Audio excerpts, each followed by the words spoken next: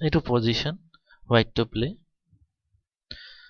পজিশনটো বিৰাট ফানি হয় ইয়াত আমি যদি চাওঁ ইয়াত হোৱাইটৰ কি থ্ৰেট আছে ব্লেকৰ কি থ্ৰেট আছে আমি এখিনি চাইছো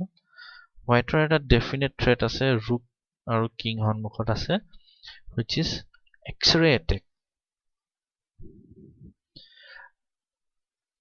এই পনটো ব্লেকৰ আনসেফ ব্লেকে বিশপটো কুইনৰ লগত পিন কৰি থৈছে তো গোটেইখিনি মিলাই এটা ইন্টাৰেষ্টিং পজিশন হয় কিন্তু ইয়াৰ আনসাৰটো বিৰাট ফানি হয় আমি ডিসকভাৰ এটেক বা ডিসকভাৰ চেকৰ পুৰা ফুল ফায়দা উঠাব পাৰো ইয়াত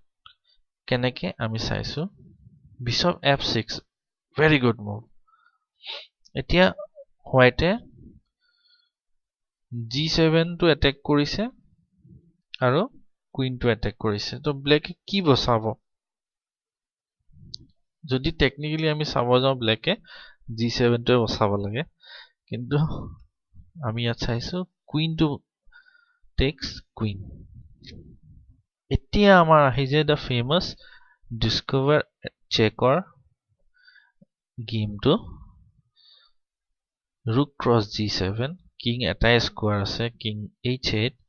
ৰুক cross f7 check king g8 rook g7 check আকৌ king h8 rook cross b7 আকৌ চেক